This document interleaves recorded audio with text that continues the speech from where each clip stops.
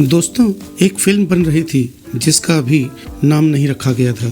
इस फिल्म के निर्माता ये चाहते थे कि रफ़ी साहब का गीत इस फिल्म में हो।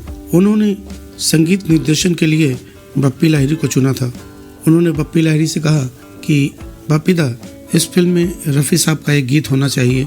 तो बापीदा ने बोला ठीक है। फिल्म के निर्माता ने बापीदा से कहा कि आप रफ़ी साहब से संपर्क कीजिए और उनसे एक गीत के लिए दरख्वास्त कीजिए। तो बापीदा ने रफ़ी साहब को फ़ोन मिलाया और रफ़ी साहब से बातचीत की।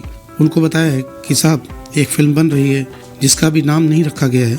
इस फिल्म के लिए आपको एक गीत गाना है और वो गीत का संगीत मुझे ही देना है।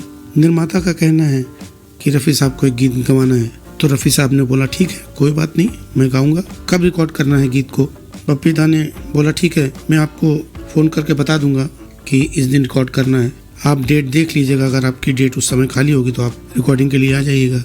रफ़ी साहब ने कहा ठीक है। फिर एक दिन बापीदा ने फ़ोन किया और उन्होंने कहा साहब, कल आप आ सकते हैं रिकॉर्डिंग के लिए? रफ़ी साहब ने कहा ठीक है, मैं कल आ जाऊँगा।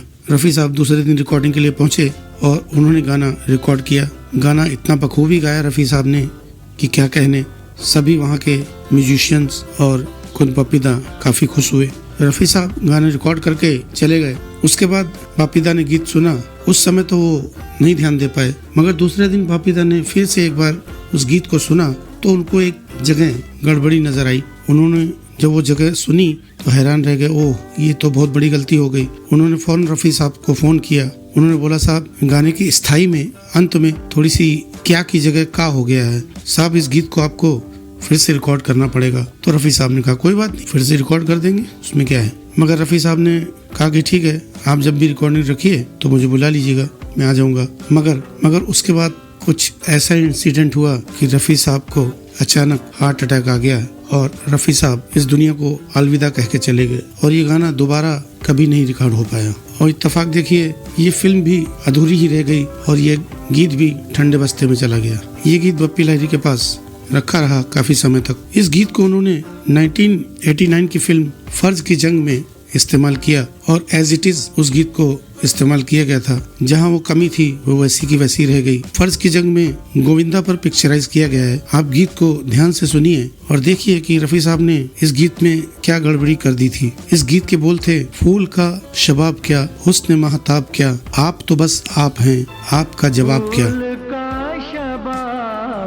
क्या आपका जवाब क्या, आपका जवाब क्या।